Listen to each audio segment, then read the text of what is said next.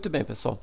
Agora, então, a gente vai criar lá no banco de dados a tabela login que me possibilitará, então, eu acessar o sistema, certo? Ou não, tá? Validar esse usuário para ver se existe.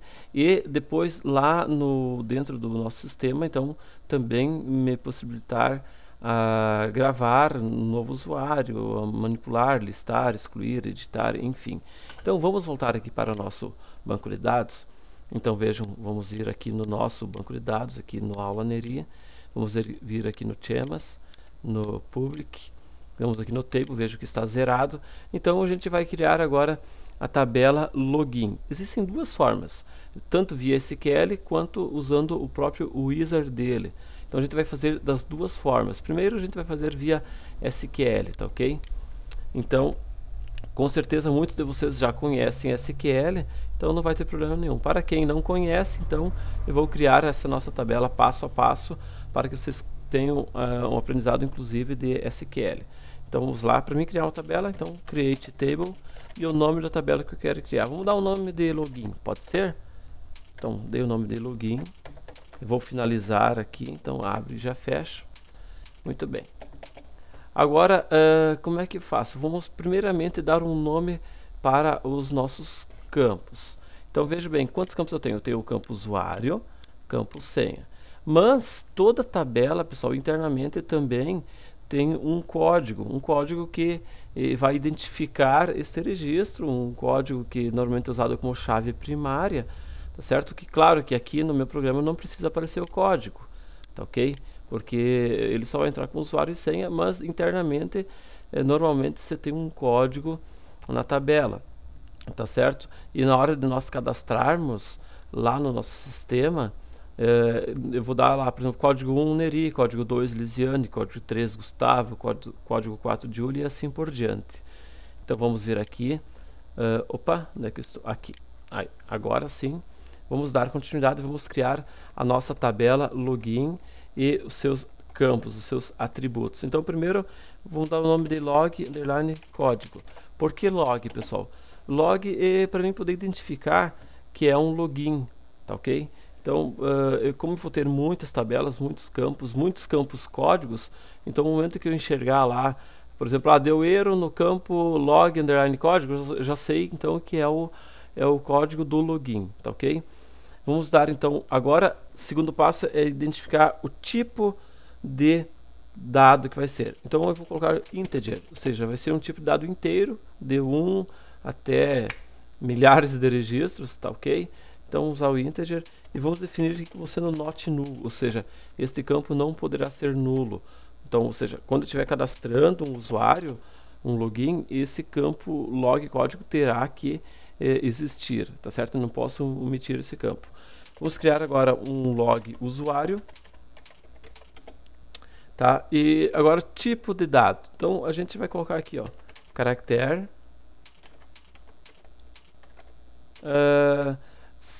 ou seja, é um tipo texto, mas vamos usar o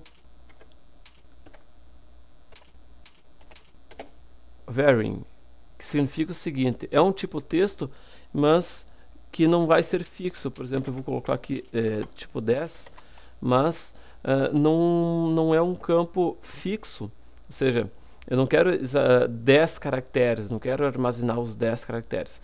Pode variar, de repente tu cria um usuário ali com apenas 6 caracteres, com 8, então ele vai ocupar somente o que eu realmente digitei no campo. E vamos definir aqui como sendo not null. Também, agora vamos pôr aqui um log senha, que vai ser o mesmo tipo de dado, então caractere. E vamos colocar também aqui 10. Também not null, ou seja, ele vai ser obrigado a cadastrar na hora de salvar. E por último, pessoal, vamos botar aqui um log nível de acesso, tá? Vamos ver se a gente consegue implementar, se vai dar tempo de implementar também na nossa aplicação um nível de acesso para que, conforme for o nível dele, ele vai ter acesso a tais recursos no sistema. Então, esse aqui vamos botar assim, ó, só caractere, com o tamanho 1, certo? Onde a gente vai definir aqui, então, vamos aqui not null. Aliás, esse aqui vamos deixar sem o not null. Onde a gente vai fazer o seguinte, pessoal. Vejo que aqui é só caractere. Coloquei tamanho 1, tá certo? Ou seja, ele vai ocupar somente aquele espaço mesmo, não vai variar. Então vai ser um caractere só e pronto. Então a gente vai bolar então aqui mais para frente um sistema para controlar o acesso do usuário, tá ok? Através desse nível acesso. Então aqui o que eu faço agora? Nós precisamos criar a nossa chave primária, que nada mais é do que aquele campo que vai ser a coluna vertebral da nossa tabela, ou seja, o campo principal, chamado de chave principal, tá certo? Ou faltou uma vírgulazinha aqui. Chamado de chave principal. Esse campo, o próprio banco de dados não vai permitir que seja um campo repetido, ou seja, se eu definir, por exemplo, log código, não vai poder ter dois log código com o valor 1 ou com o valor 2, sempre diferentes. Eu posso ter usuários, senhas e coisa e tal com o mesmo nome. Claro que o usuário aqui não pode ter com o mesmo nome, né, pessoal? Então, normalmente tu faz isso aqui com o código. Então vamos fazer o seguinte aqui, ó. Para mim criar então uma chave primária, constraint, e vamos definir aqui então o nome da nossa chave primária. Vamos dar o nome de que normalmente eles colocam assim, ó, primary key, pk de chave primária, certo? E o nome dessa chave. Então vamos botar aqui login. Vou botar aqui em minúsculo.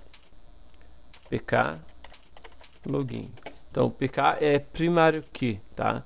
Então vem de chave primária. Ou se você quer ver aqui, colocar direto aqui, ó, chave primária, certo? Aí colocar login também pode, mas vai ficar meio grande, né? Vou botar aqui pk. Agora, pessoal, eu preciso identificar ou informar qual é o campo que vai ser minha chave primária. Então a gente vai colocar aqui primary key, certo? E o nome do campo. No nosso caso vai ser o log underline código, tá certo?